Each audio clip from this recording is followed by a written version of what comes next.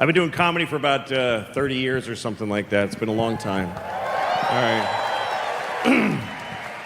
Shouldn't take that long to get good at it. Shouldn't take that long.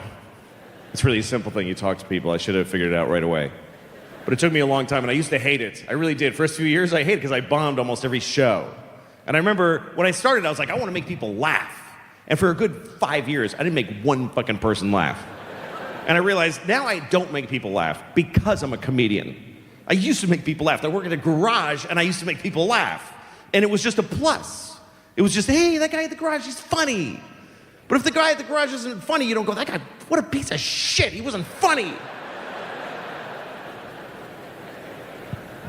I've been doing this a long time. I've traveled all over the country. I remember one time I worked at this club in North Carolina. I don't remember what town. It was called like, North Carolina. I don't know.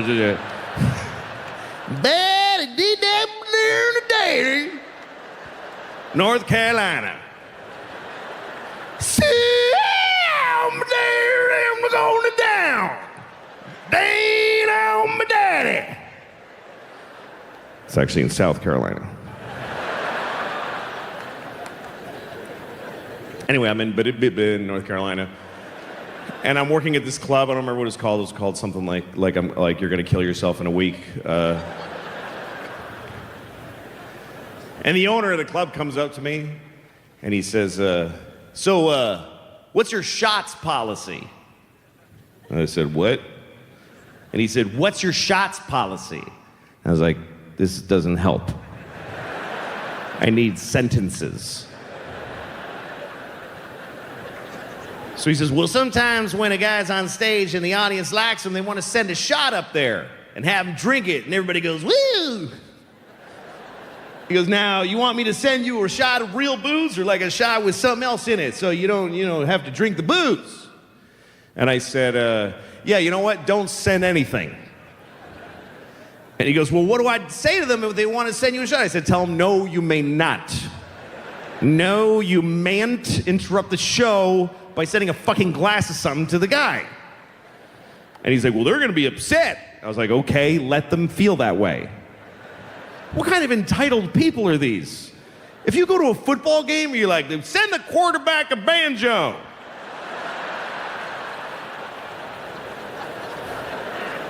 I'd like to see him play a banjo right about now. North Carolina.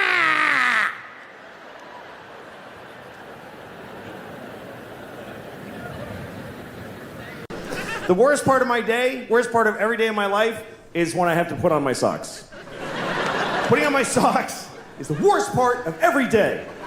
And it always will be.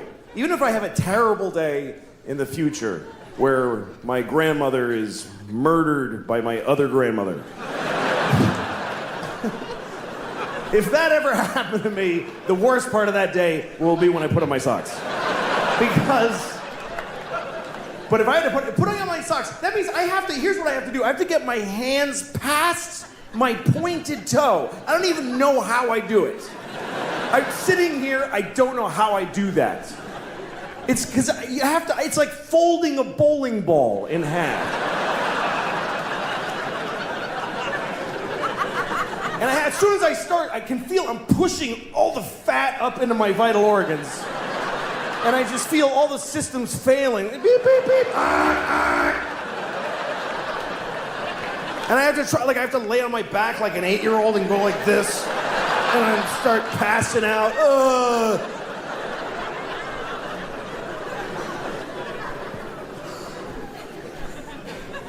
And I know other people's lives are hard.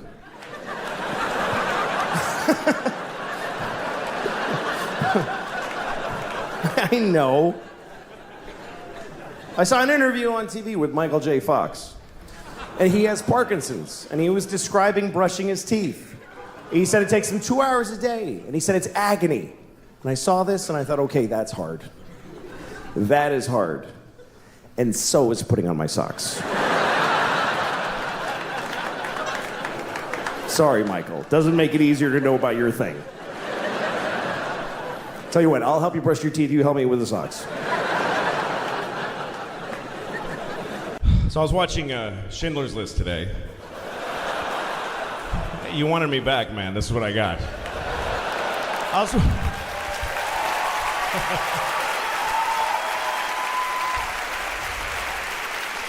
I was watching Schindler's List. It's funny because Schindler's List, when it came out, was this moment, you know? It was a document and everybody talked about it. Now it's just on. It's just on TBS. And you can just flip on by, the Jews and all that, okay. And then you flip this way and you see Dudley Moore and Kirk Cameron switch bodies. And that way it's Hitler and the Jews and all that. It's just... I was watching Schindler's List, and there was a scene that really, I forgot about this scene, and there I saw it. There's a scene where all the Jews are being let out of Warsaw. They're being forced out of Warsaw. They got all their belongings on this road, and all the people that aren't Jews are watching them leave in nice clothing. It's this horrible. And there's a little girl in this scene, and she's standing on a mailbox. She's about 8 years old, and she's in a pretty dress. You remember this scene. And she's watching them. She's going, "Goodbye, Jews! Goodbye, Jews!"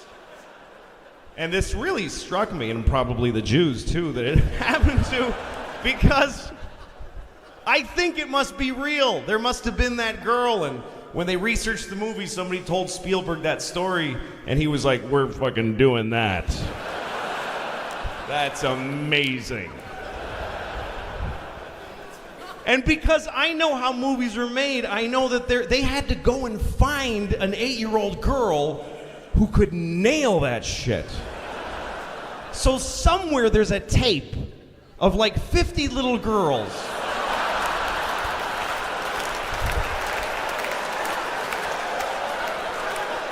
trying to get the "Goodbye, Jews" part. And they're all cute, of course. They're all little girl actors. There's no little girl actresses that are like Sean Penn. I just do my thing, you know. They're going from the Hannah Montana audition to the "Goodbye, Jews" thing, taking their turn. "Hi, my name's Dorothy. I'm with William Morris." "All right, Dorothy, go ahead." "Goodbye, Jews."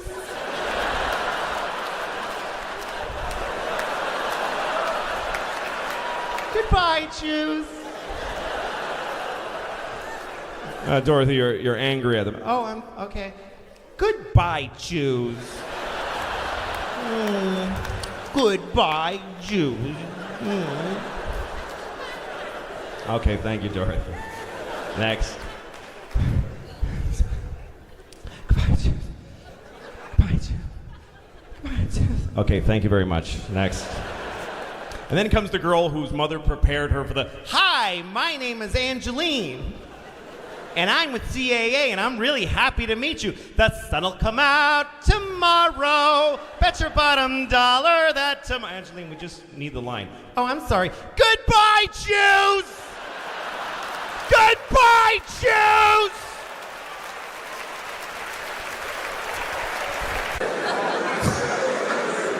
Well, you know, sexual perversion is a problem. You can't stop it. People got to do what they got to do, and you know, this country's pretty perverted. I mean, we have to jack off to everything. There's nothing that just gets. There's not like sex and then everything. Sex is in everything. You watch the news and there's a woman like telling you, and in Libya. And I'm like, yeah, well, tell me about Libya. Fucking tell me about Libya. Say Libya again. Come on, fucking right up to the screen, my flat screen. Come on, say Libya again.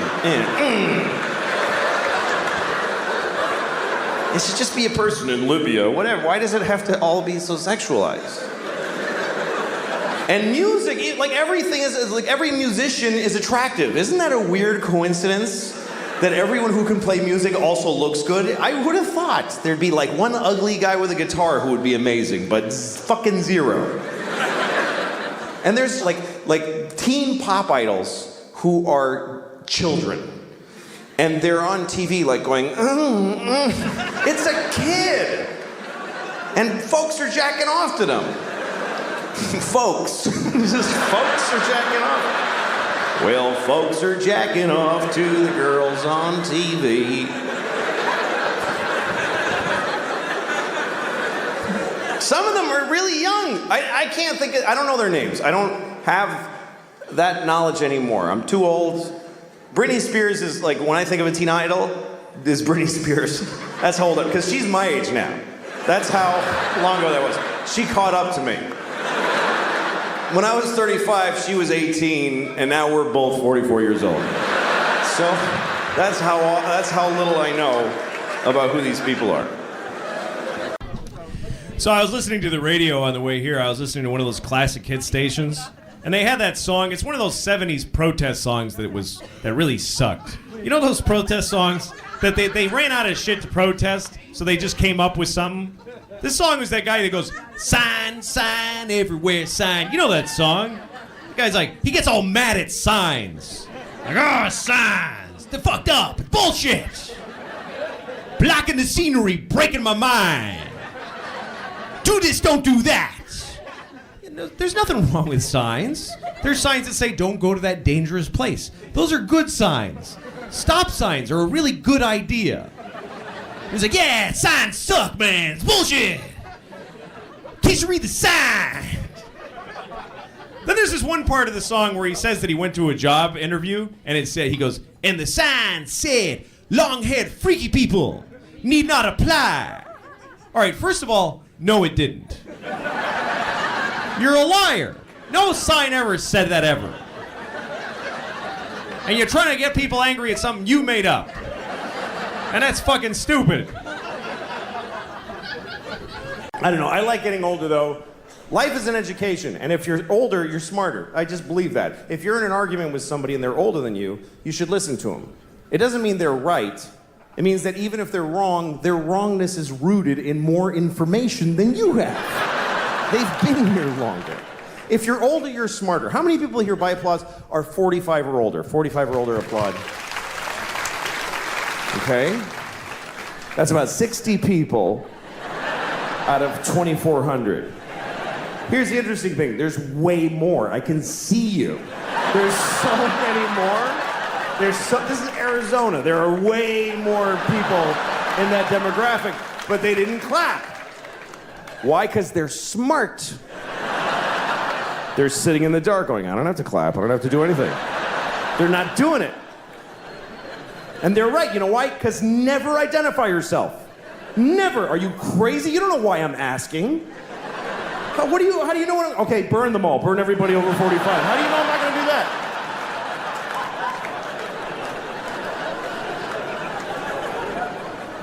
How many people here by applause are 40 or younger? 40 or younger, applaud. That's every time. Woo! Woo! Every time. That is a weird thing to celebrate in a room where you're not the only people here. That's like going to a cancer ward. Not me. Woo! I don't have it. I don't have it.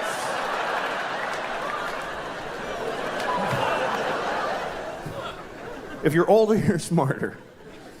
A 55-year-old garbage man is 1,000,000 times smarter than a 28-year-old with 3 PhDs. Especially smarter than him. Because this idiot has been thinking about 3 things for like 15 years. He's worthless. The garbage man is 55. He's had some experience. Things have happened to him. He went to Cape Cod one summer. He saw a dead guy floating in the motel pool.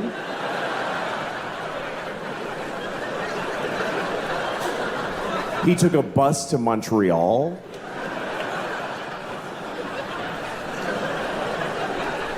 He got a hand job at a fair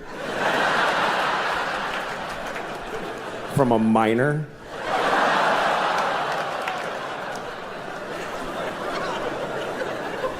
I mean a minor. Not a minor, a minor. You understand? A minor. A grown man who works in a mine with dirty hands jacked him off at a county fair. That's what I'm saying happened to the 55-year-old. You see? He's had some experience. He knows more. More has happened to him. He's seen more. He's seen history. He's witnessed history, even if it's not ancient history. He saw Nixon resign on live television. Me and those few people that clapped, we saw the President of America cry and then quit being the president. That shit was crazy. Because none of us knew what was gonna happen next. Today, people are like, the president's kind of disappointing. Really? Our president wept like an insane person and then got in a helicopter and flew away.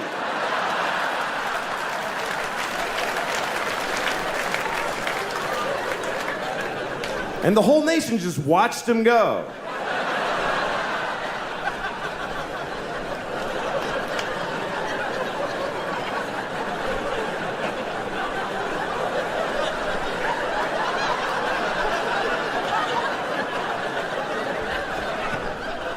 I'm gonna do a couple impressions for you guys.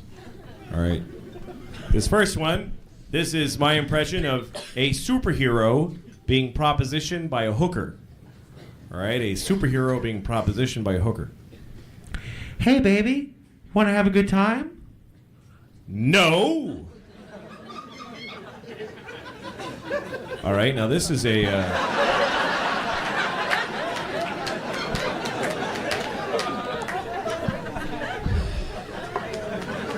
This is a guy who doesn't know how to match his face to what he's saying. It's a guy who doesn't know how to match his face to what he's saying. You guys get out! The place is burning down!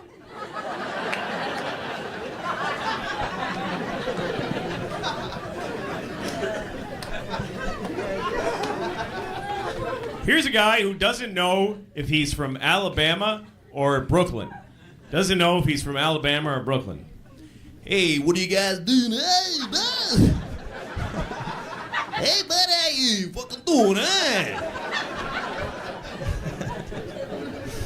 I had a dream the other night. I had a dream that I was a little Japanese girl. I did. I'm not usually somebody else in my dream, but in this dream I was way not me. I was a little 7-year-old Japanese girl. And I remember I was like walking around and I was scared because there's these guys with swords and they were cutting the heads off of children. And I was like, Oh, scared. Oh, it's a man with a sword. I mean, I can't help, it's a dream. I can't help. I dream in black and white and stereotypes. I can't help it. Oh, I'm so scared. And the guys with the swords are like, whoa, whoa, and they're cutting the heads off of children. I was like, oh. But also, they have these chocolate coconut donuts. And they're eating them. And I was like, oh. But also I was like, oh, I want those fucking donuts. Like the real, I wanted to really ask them for a donut. But I was scared of having my head cut off. So I guess it just means be yourself. I think that's what the dream meant. That's as much as I could figure out about it. I was talking to my friend the other day about Jesus, Christ. And I don't remember why, but I happened to mention that Jesus was Jewish. And my friend said, he was? And I said, yeah, Jesus was Jewish. And he said, I don't think so. And I said, that's okay. It already all happened. Doesn't matter what you think. But he argued with me. He was like, dude, Jesus couldn't be Jewish. Think about it. I'm like, you fucking think about it, you idiot. What was he then in your... Was he Presbyterian? What was he? Catholic? Okay, Jesus was Catholic. And he had a gold chain with a cross. And when they nailed him up, he was like, oh, that's why we have those. That finally makes sense. I didn't even know. Oh, fuck, that's me. I'm the little guy on it.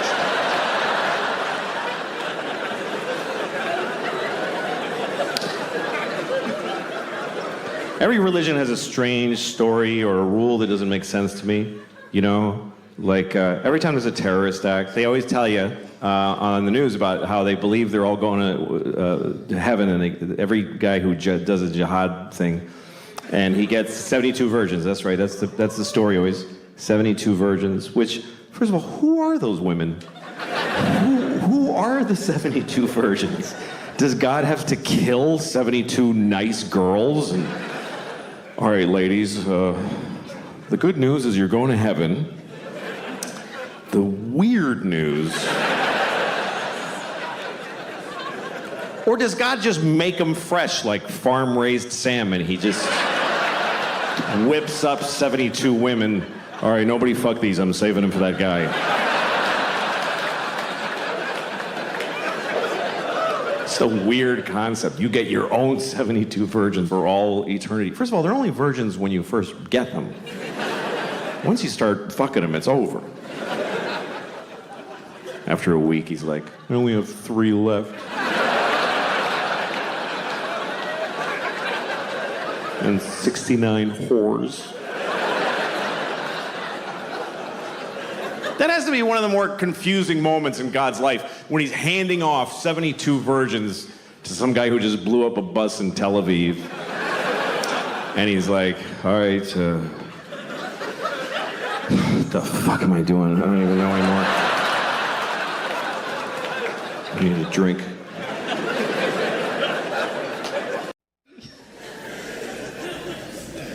Now, my 2-year-old, she wakes up every day now at 4 o'clock in the morning. Every day, just wakes up, hi, fucking happy to be awake at 4. That's what offends me. Because if she woke up at 4 like, I can't do this shit, I'd be like, oh, dude, you're fine. I'll just have some coffee, we'll play cards, it'll be okay.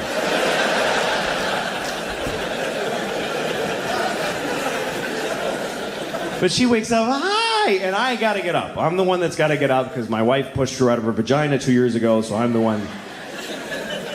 You know what? She didn't even. They cut her open. Who can't do that? Wow.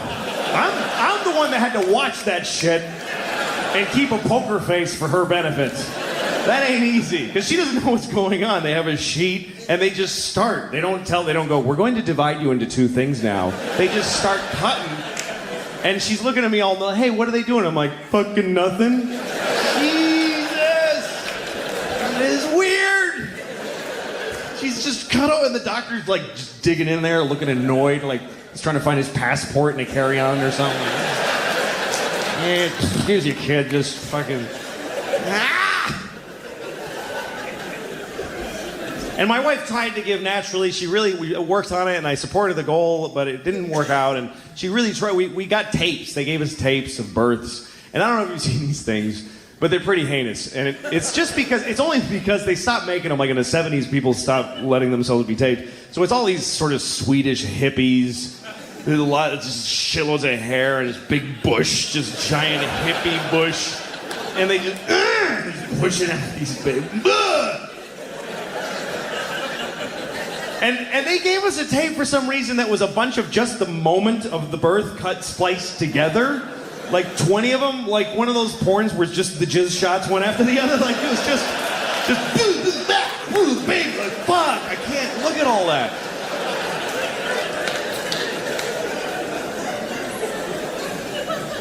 So we had ours, and then 2 years later, I'm watching the kid, and there's no really lower parenting skills than watching your kid at 4 o'clock in the morning.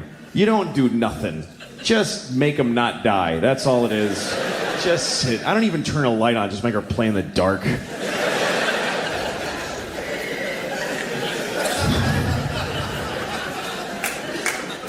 Daddy, I want a story. Fuck you. Fuck you, the end. Here's your little story. Kiss my ass. You got me up. I'll throw you in the garbage.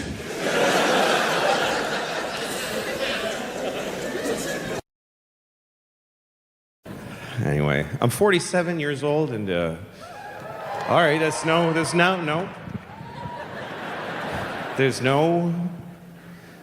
47 is not a year. Nothing happens.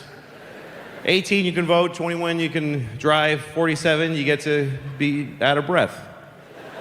You get to just kind of stand there.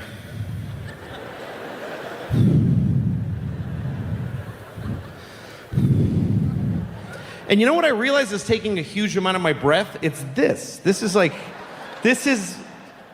demanding blood and oxygen from my system. Do you know that when you make fat inside of you, you also make vessels and things that feed it? And every breath you take, like a quarter of it goes to just this worthless shit. And this, I've had this so long, it's like a prosciutto now. It's just hardened. And it's this thing, and my blood, I can feel my heart like trying to feed it. Oh. Ah. My arm's like, could I get some blood ever? My heart's like, I can't do it, man. I got it. Fuck you, you're no help. All you do is jack him off and hold the remote.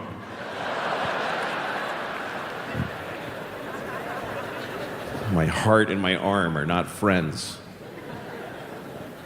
I don't care. I used to want to get in shape, and I'm so glad to let that go. It's a huge relief to forget about that.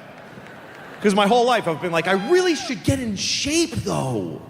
Like I should just start tomorrow and really work hard and do crunches. And then get really, come on. And the next day I'm like, I'm still not doing it. But sometime around last year, I was like, don't do it, man. Don't do it. Don't want to do it. And I don't. My only goal for my health is this. I want to be healthy enough and in good enough shape that if you find out that I died, you ask what happened. That's all. When I die, I want you to wonder how I died. I don't want you to just go, yeah, well, sure he is. Yeah, of course he's dead. Of course he's dead. The only shock at this point is if you find, oh my God, he's still alive? Oh my God. Oh my God, how? My youngest daughter really likes dolls, and she has an American Girl doll. Her mom bought it for her. I wouldn't have bought her that shit. Bunch of rubber fucking crap. I don't know if you're aware of American Girl dolls, but American Girl dolls are these rubber dolls, and they have outfits and they have accessories. It's kind of an amazing world. And I was in California with my kids, and I took my daughter to the American Girl doll mecca. It's this store, and it's like a museum of the dolls, you know. And they show you what each doll has. There's all these different dolls with different personalities, you know. There's Caroline, and Caroline is a princess, but she really hangs out with the poor folks. You know, it's always like, this one lives in a mansion, but she just thinks it's silly because she's cool.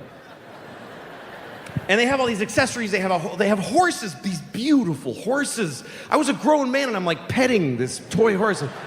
Hey, boy, that's okay, boy. They have bicycles, like a nice fucking bike. Like a bike that if you were this big, you could totally ride it.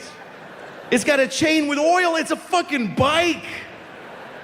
Amazing shit. And I'm looking at all the dolls and their different personalities, and the one on the end, there's one black doll. They make one black American Girl doll. And I'm like, oh fuck, I don't wanna see how that's different. I just don't want to know. Please let them have just made it the same. Couldn't they have just taken whatever chocolate rubber and poured it in the same mold and give them all the same cool shit? So I go in there into the room for the black doll. It's Addie the black doll. That's not what they call her. It's Addie the black doll. She's just Addie. She's black. I go in there, and there's Addie, and guess what she gets to have? Guess what her accessories are? She has a bucket. That's it. She has one whole bucket. Go to the fucking store and call me a liar. You will see a little black doll sitting on a shitty wooden bed with a ripped quilt on it, and she's just looking at a bucket. That's all she has. It's shocking. Caroline has a silver hairbrush and a sleigh. Addie gets a fucking bucket. Who's buying this doll? Who would want to buy that doll? Who's taking their black daughter and, come on, this one's for you. Look in here. Look what she has. She gets a bucket. Well, can I get the bicycle from the... No. That's Caroline's bicycle. Who is this for? The only kid that could possibly want this doll is a mean little white girl that wants to buy a black doll and say, you only get a bucket.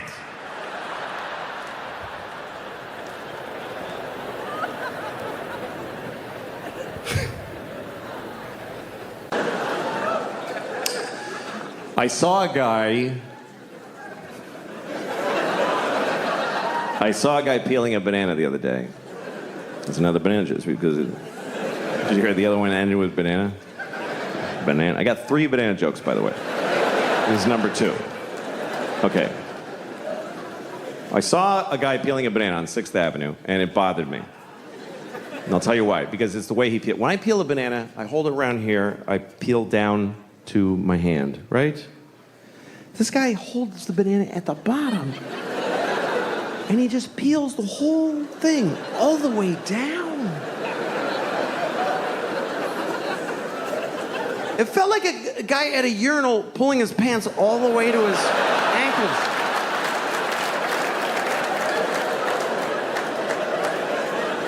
I was like, dude, TMI with that banana right now. What are you, making a smoothie on 6th Avenue? What are you doing?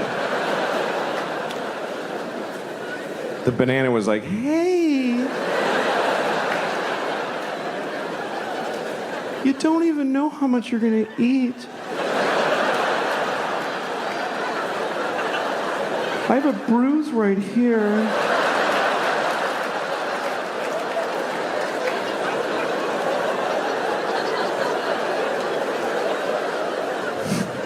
I kind of got lost in the banana shame there. You want to hear the other banana one now? Yeah. All right. Okay. So, I was at the grocery store. And I needed bananas. So I go over to where the bananas are, and there's a black woman at the bananas. It's gonna be okay. It's gonna be okay, I swear. I understand. White people are very scared of discussing bananas and black people in the same conversation. I understand. If I have a black friend over, I would never offer him a banana. I don't know why, I just wouldn't do it. Hey, you want a banana? Why the fuck you asking me? Hey man, I'm sorry, have an apple. I'm really sorry. These are just the facts of the case, all right? I was in the store looking for bananas, and there was a black woman at the bananas, and I didn't want to go there while she's there because of COVID. We're all giving each other space. So but I do want to be next. So I'm waiting. And she's kind of taking a long time. And the longer she takes, the longer I am a white man watching a black woman choose bananas. And this is an awful thing about the world today because I know I'm not doing anything wrong, but I feel fucking bad. I feel fucking bad. So I went to the strawberries. And there's a fucking Jew with the strawberries.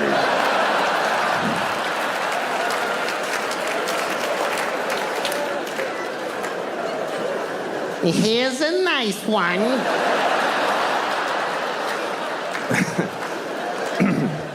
That's the Jew. I'm not gonna do the black woman. No, I'm not. You know why? Because I'm not afraid of Jews. That's the bottom line. I'm not scared of Jews. I don't find Jews to be frightening. Unless you're in Palestine, then they're terrifying. It's very different. Over there, they're like, the Jews are killing us. And here we're like, really? The Jews?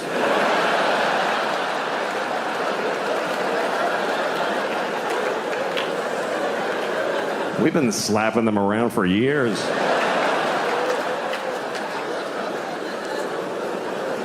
Anyway. This banana's too hard.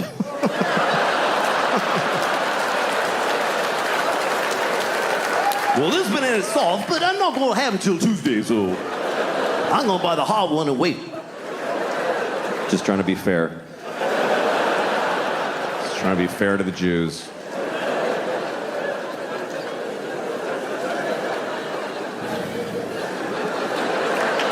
Lord have mercy. Anyway. Don't worry, I'm an old man. I'll be gone very soon. Because I need to come. I need to. Coming is a need. I came the first time when I was 12 and I haven't skipped a day. I come every day. And I've fucked maybe 20 times in my life, so it's just been me doing most of the work. And I really, I jerk off way too much and it upsets me. I don't know why. Maybe it's because it's so selfish. I don't know what it is, but I know it's bad. I know I'm hurting somebody somewhere. There's something wrong with it. Like, I was thinking the other day that you can figure out how bad a person you are by how soon after September 11th you masturbated, like how long you waited. And for me, it was between the two buildings going down. So I have a feeling that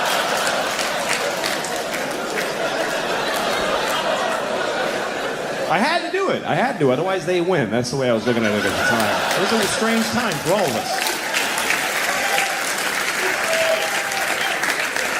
I know you all waited a whole week because you're awesome, but I just couldn't do it. A boner's a boner. It's got to go. Something's got to happen. Boners they ruin everything. And I really hate boners. I hate every one I've ever had. I remember the first time I was 9. That's the worst thing about a little boy's life is that you start getting boners when you're 9, and you don't come for 3 fucking years. It's 3 years of just vicious little boners.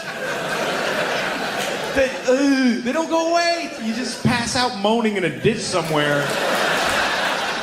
And you wake up, you're still hard. It's awful. If you ever see a 9-year-old boy on the street, just give him $20, because he's very unhappy. Or suck his dick, however you feel like you can help him out.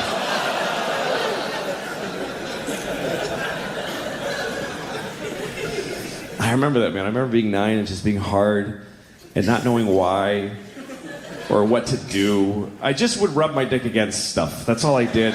Everything. If I was sitting in front of a car, I would just press it against the car. Like, oh, it's warm from the sun. It's good. I used to run home from school after school so I could fuck my whole house, basically. I would just fuck the house. I'd fuck the walls and the floor. If you have a 9-year-old at home, he's fucking your house right now. Because that's what we do. We had a corduroy couch. That couch was my bitch. I fucked it all day. Just humping with no results. Just frustrated. I used to do weird things with my dick too. Like I'd close it in the refrigerator door. I don't know why. I just liked the pressure. I liked that one side was metal and the other was that accordion like rubber with a magnet in it. The cold air on my balls. It's good. It's good. I don't know why. It's good.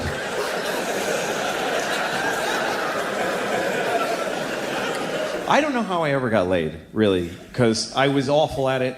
I still am. I never understood, like, there's guys that just have this confidence and they can, like, go out with a girl, know when to lean in and kiss her and shit. I couldn't, I would just go, "Can I ever fuck you?" Like, I just blurted it out.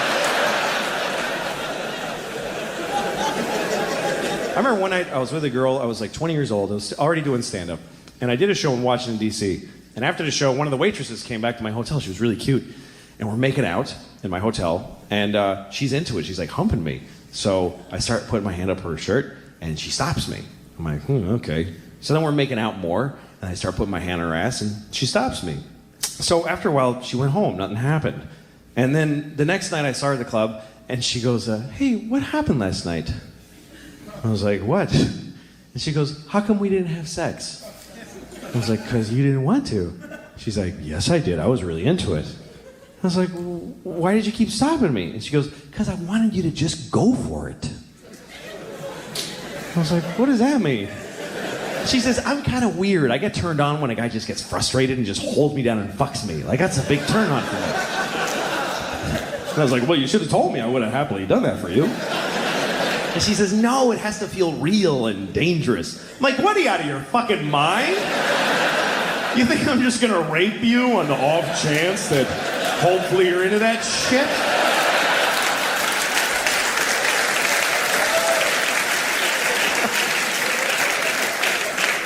I'm an idiot.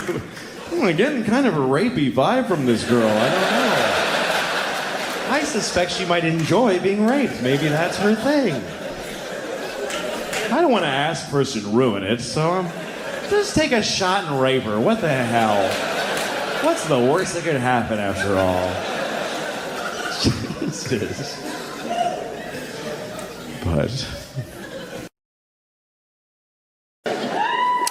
But it's tricky, you know, if you're trying to teach your kids right from wrong, you got to choose a side often because not everybody agrees on what's right and wrong. So how do you know, Like abortion, some people think it's murder. Some people don't. I think people should get abortions, like a lot, like as many as you can. You should try to get a lot of abortions. You know why? Because it creates jobs. More abortions, more jobs. For the doctors and the nurses and the dumpster guy. Everybody gets a job. They have to work.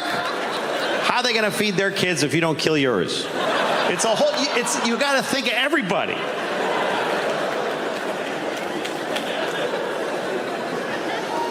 Abortion is a big topic, of course, because Roe v. Wade was overturned. Roe versus Wade. Of course, we all know what this is. This was a court case. Roe was a woman who wanted an abortion. And Wade was the baby, I guess. I don't know.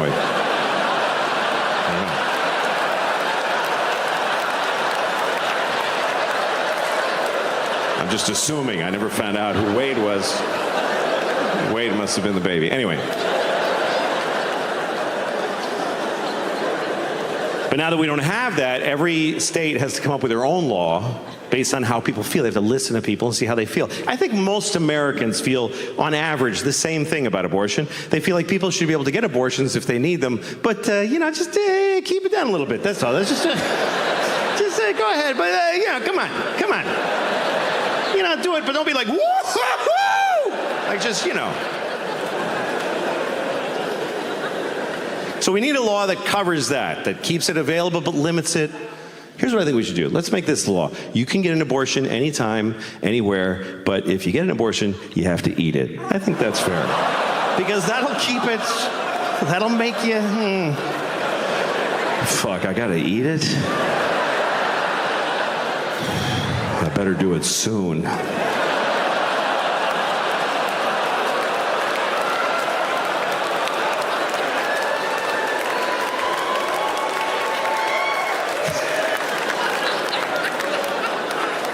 Just trying to make everybody happy,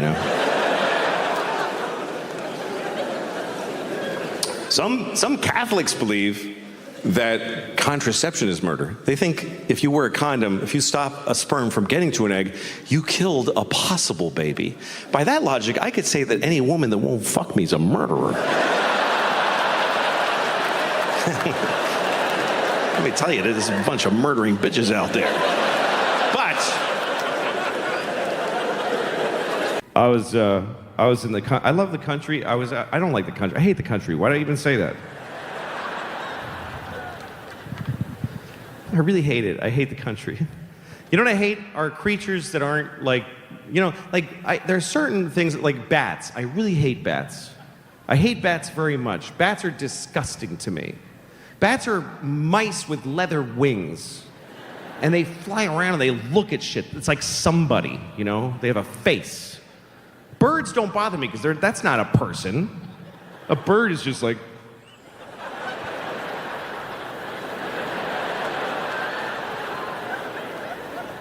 But a bat is like, fucking. He's like, they're gross. It's disgusting. They have ideas and stuff. It just grosses me out.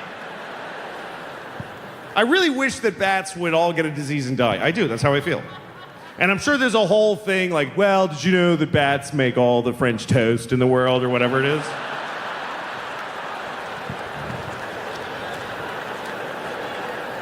I don't care. I had a terrible experience with a bat. This summer, I was in the country with my kids because I share custody with their mom, and I had him for a month, and she had him for a month. So I got a house in the country, and it was beautiful, and the kids loved it. But the kids go to sleep at like 8 o'clock at night.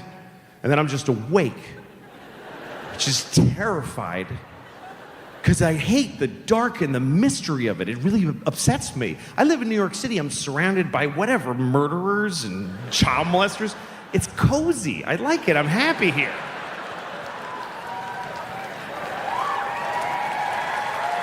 But I'm out in the country and it's just quiet and I just hear little noises. I'm laying in bed like this. And I hear like, what is that? Jesus. That's a bear with bird feet.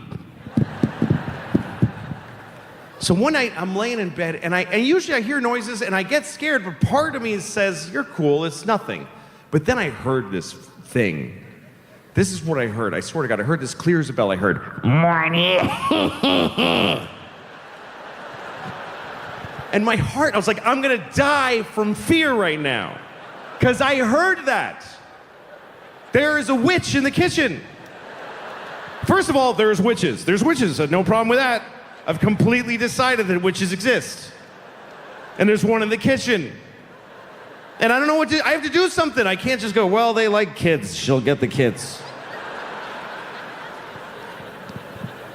So I go down to the kitchen, and I'm outside of the kitchen like this for like 30 minutes. And then, after almost an hour of being too afraid to go in the kitchen, logic starts seeping in.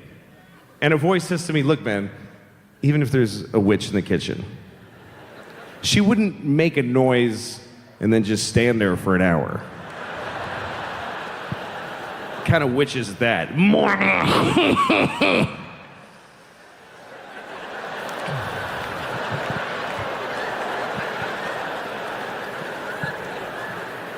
All right. So I go in the kitchen. There's nobody there. And I heard the noise again, and it was the dishwasher. The dishwasher makes that noise. It's got these tubes, and when the suds go through them, it's very vocal for some reason. It goes, So now I'm like, oh, okay, I'm all right. Now I'm stupid in the other direction. I'm like, there's nothing bad in the whole planet. I'm fine. Nothing ever happens that's bad. So I leave the kitchen, and as I'm walking through the living room, a fucking bat, I mean, I don't know how else to say it, just a fucking bat flies in front of my face. And the worst thing about it is that there's no warning. There's just an indoor bat, and it makes no noise, which is way worse. It's just a silent, there's a tear in the fucking galaxy. It's just this darkness. And I went, ah! And I fell down. Ugh. Ugh. I fell down, and I crawled into the closet, and I called 911. I don't know if you ever called 911 where you didn't have such a great reason, and you don't realize till you hear the urgency in their voice how so you shouldn't be calling 911 right now. 911, what's your emergency? I'm really sorry. Sir, what's the problem? There's one bat in my house, and I don't like it. Anyway, she was nice to me, the 911 lady, because it was country 911. If you call 911 here, there's a bat in my house. Sir, we'll send a car right over to shoot you in the face. But it's country 911, so she's like, sir, I understand you're divorced, you're overcompensating with a country house. It's not gonna fix your kids' lives. You're in over your head. So she gives me this phone number, and she says, call this man. He's a guy, he deals with bats. He's a bat expert. He's a man who knows what to do about bats. It felt like she was working really hard to not say Batman. Because she's like, I'm not gonna fucking say Batman, it feels stupid. It's a human male who bats are his focus. Batman. Yay, okay, fine. So I call the Batman. I'm still in the closet, I'm looking through the little crack, and the bat is like upside down on my ceiling, and he's looking around. Finally, there's a knock at my door, and I crawl to the door, and I open it. The guy's like, hello. And he goes, where's the bat? And I go, he's there. So the guy walks over, and he just takes the bat.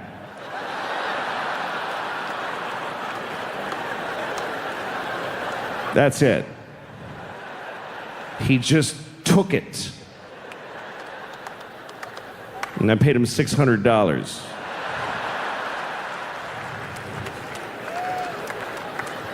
I felt so stupid. I felt like I called and said, "Help, there's a box of tissues on my table."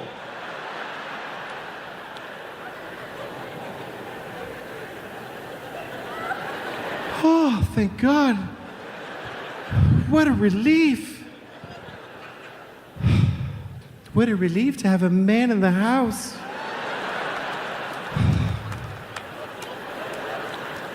Would you like some sweet tea? Wasn't expecting company. Oh, my robe fell open. You saw my breasts. What are you gonna do now, Mr. Batman?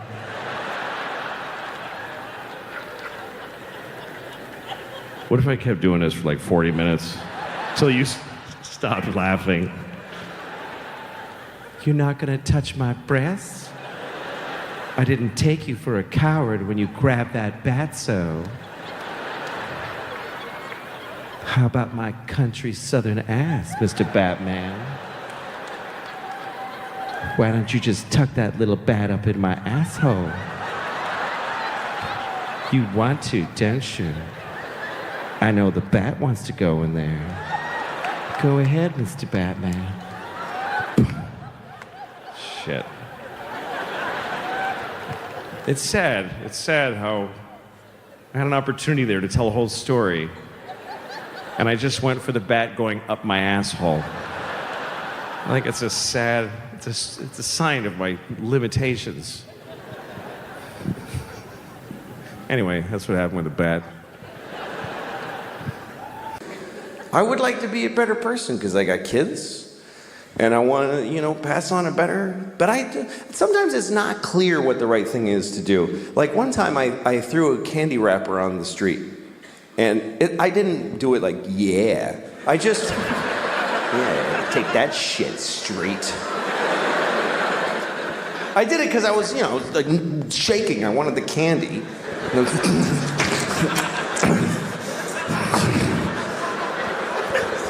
Anyway, I was with a friend who said to me, "You just littered on the street. Don't you care about the environment?" And I thought about it and I said, you know what? This isn't the environment. This is New York City.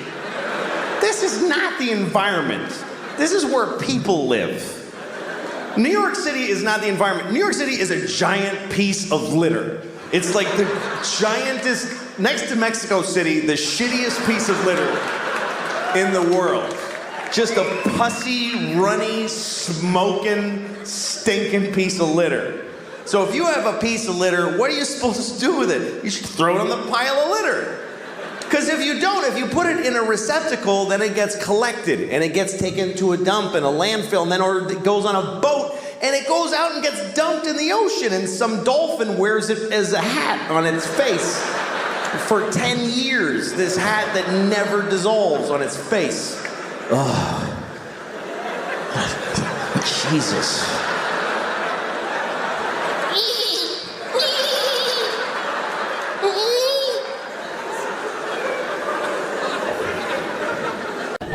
I was talking to my friend the other day. I have this friend. You ever have one of those friends? You ever have a friend who's just an idiot? Well, this friend of mine, he's always talking in cliches. That's what I hate about him. He just talks in cliches. And he doesn't even say one that matches to what I was saying, Like, he's just got one ready for when it's his turn to talk.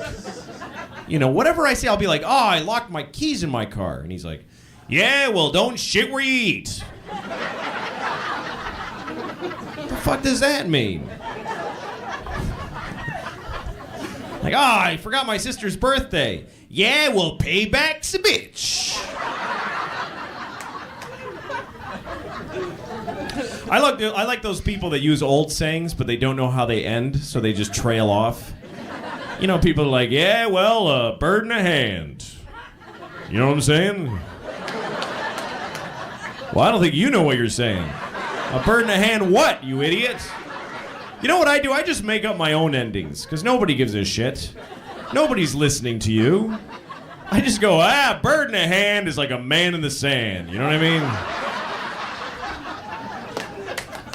When in Rome, you gotta grab the hand of a badger's dad. That's what I always say. Yep. Everybody has their time.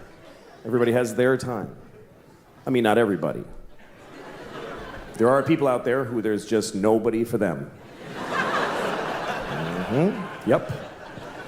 People like to say things like, there's someone for everyone. Nope. Not at all true. And stop saying it because it's mean to people who never find anybody. There are millions of people out there who we've all unanimously decided they are light speed ugly and nobody kisses them on the lips even. Nobody touches their genitals their entire life. They just wash it and then they die. That's all that happens. Oh, and if you're feeling bad for them, you can go find one and fuck one tomorrow. You can just solve the problem right there. With all that kindness in your heart. Oh, well, go fuck one. Nah, I didn't think so. That's the one way we're all mean. Nobody does that. Nobody fucks down. Nobody. People fuck up or across.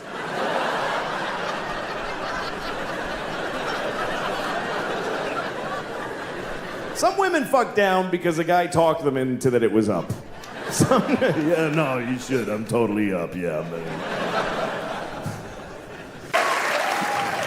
I thought I had COVID about 3 times. I'm one of those idiots. I was like, I think I have it. Can you feel? I'm bad with pain, too. Like the other day, I hit my elbow right on that spot where if I had a gun, I'd be dead now. You know, I can't do pain. That's why I could never be a cop. I couldn't walk around with a gun right here. There's 50 things a day where I'd be like, fuck that ain't worth it.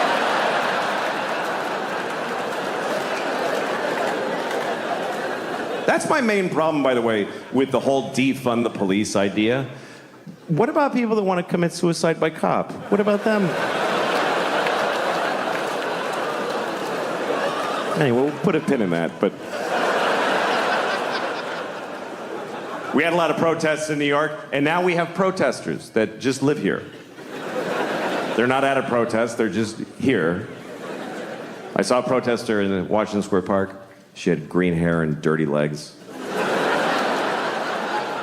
And she's holding a little piece of cardboard, and it's with a Sharpie. It said, "Abolish billionaires."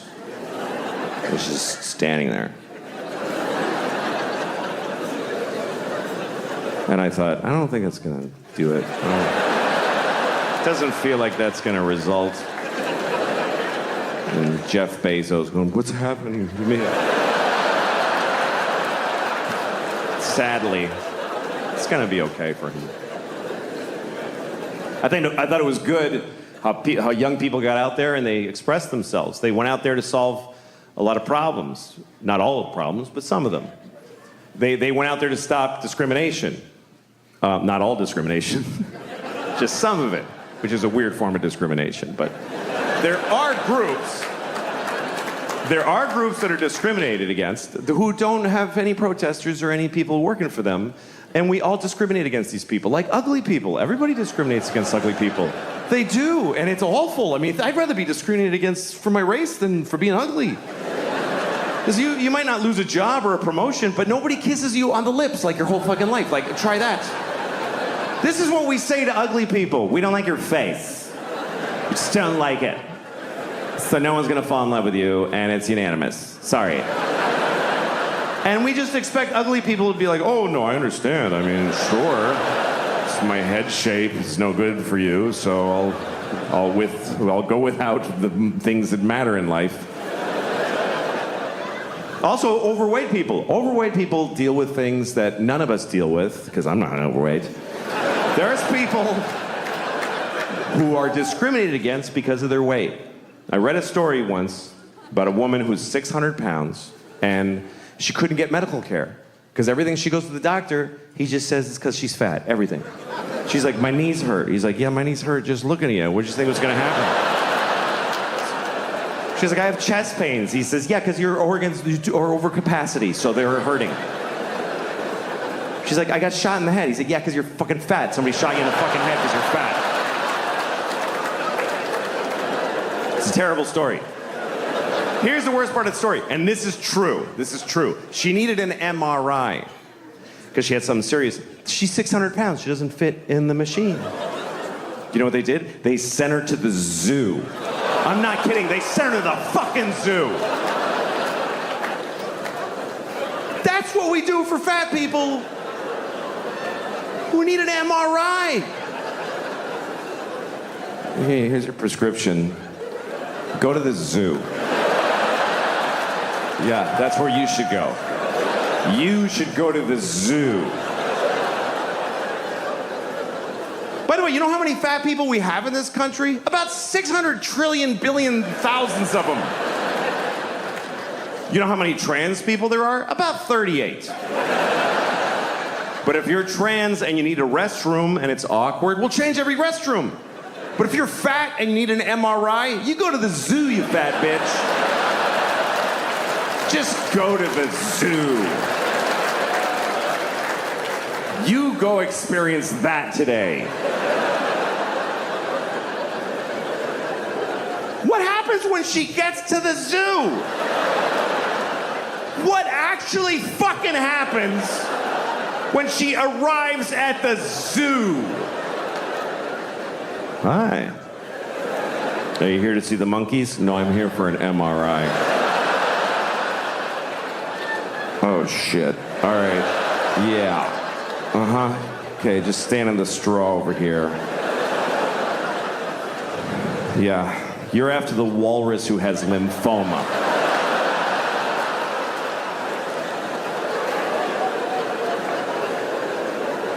By the way, why is there an MRI machine at the fucking zoo?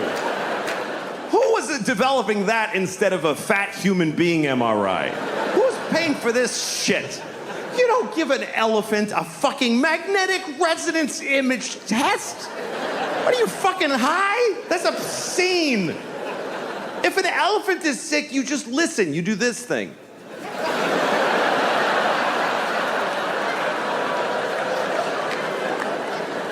Misa thinks she's gonna die today. I'm saying this out of respect for elephants, by the way, because we're supposed to respect how they live. They don't fucking cure their diseases. This is not their culture. This is our weird. Let's fix it. Oh, he's sick. That's not how elephants live. An elephant in the Serengeti isn't like, I have a lump, I have to see my oncologist. When an elephant gets cancer, he falls over and he takes his fucking turn and becomes food. You don't put an elephant in a state-of-the-art... What if you find cancer? What, are you gonna give him chemotherapy? The skinny elephant with a pink baseball hat?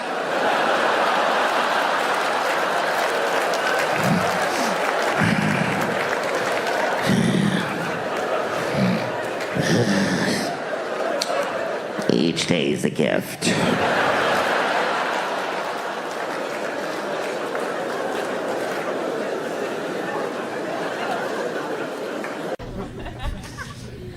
One time these French people asked me for directions in New York, and the best part was they just asked totally in French. There was no hesitation at all.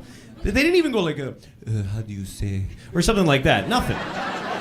They just walk up to me, and one of them just goes like, I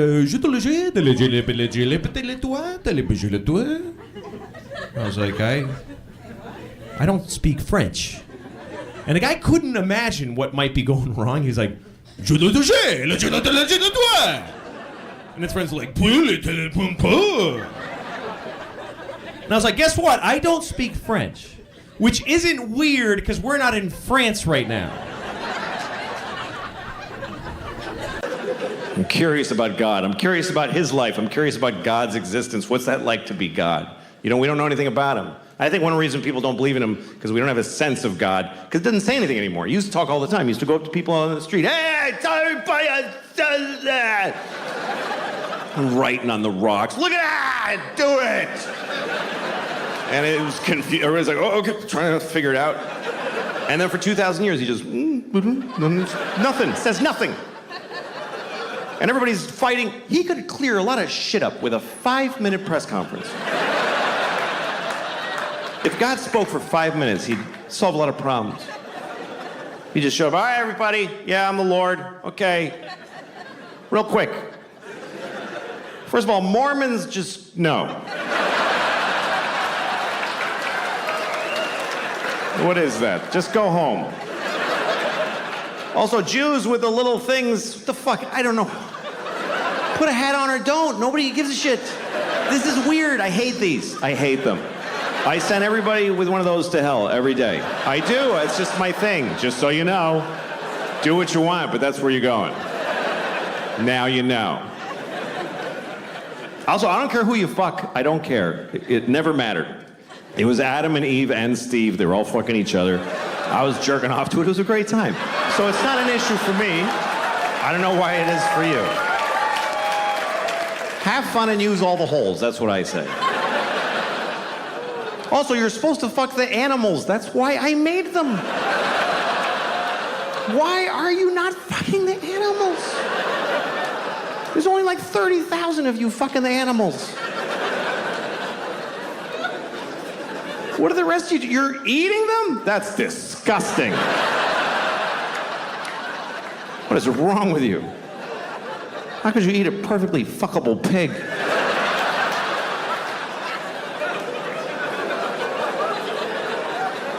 Saith the Lord.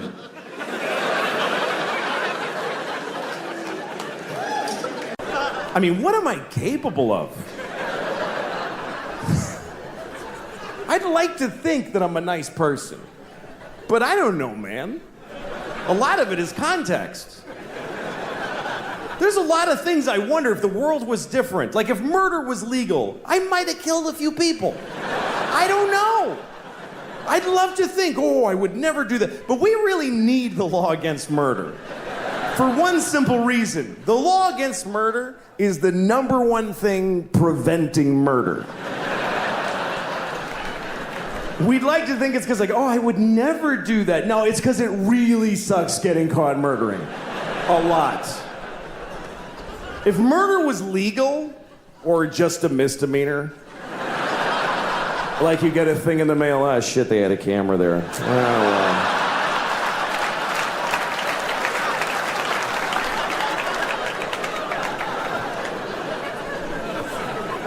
If murder was legal, there would be so much murder.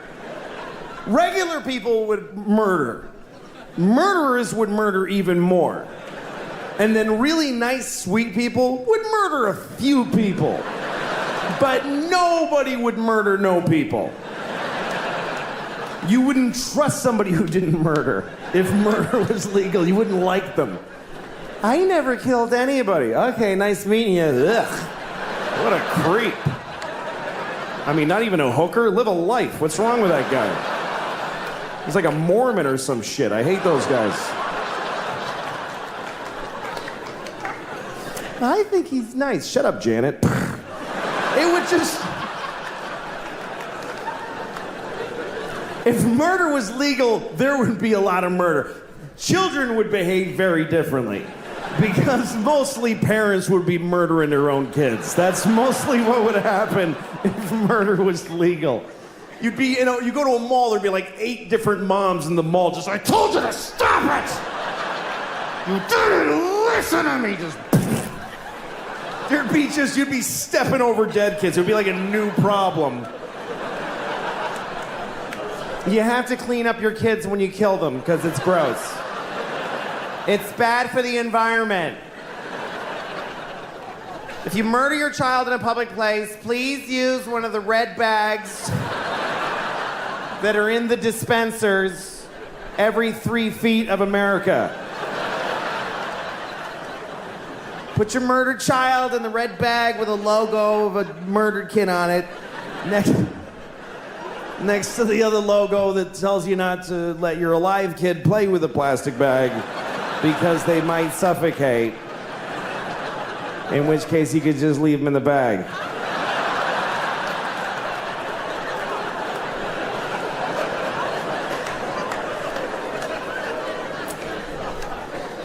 That is a whole bunch of horrible thoughts right in a row.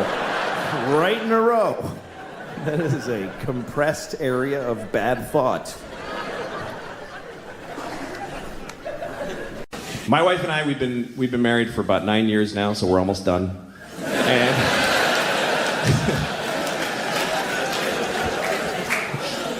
after 9 years and 2 kids, you start looking at each other like, no, no, I'm not gonna just keep doing this. Who would do that?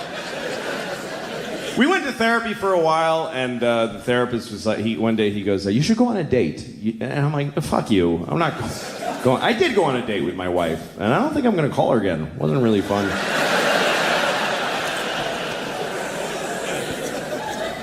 Some things do get easier as you've been married for a while. You start to understand each other better, and you start looking at yourself more. You spend a lot of your marriage looking at the other person and trying to change them or figure them out. And then you start realizing what you're bringing to the table, and you blame them less for shit, you know? Like, my wife will never fuck me again. I know that now. But I just feel differently about it. I used to get mad. I used to be like, she hasn't fucked me in months. How could she do that to me? Now I look at myself, and I'm like, how did she fuck me for years? She fucked me for years. She couldn't possibly have enjoyed most of those fucks. Which means she took about 500 for the team. You gotta respect that shit. I think it's hard for women to have sex if they don't feel like it. It's not a skill they have generally. Men have it, that's just different. We have different sexual skills. Men can fuck whatever, we don't care. We'll fuck you if we don't like you, everybody knows that. But we'll fuck you even if we don't feel like fucking you. Even if we're not hard. Like, I'll fuck you, give me a second, I'll find a way. We don't care. We'll fuck things. We'll fuck a rusty keyhole nailed to a donkey's ass. We don't give a shit. We are jizz on demand. We just have we don't care. Women have another skill, which is that they can decide whether or not to have sex with their minds, which is amazing to me. A woman can decide not to fuck in the middle of fucking. That is so weird to me that they can just stop because of some other shit that distracted them. If I'm fucking you, you could show me a picture of you cutting my mom's head off. And I'll be like, whoa.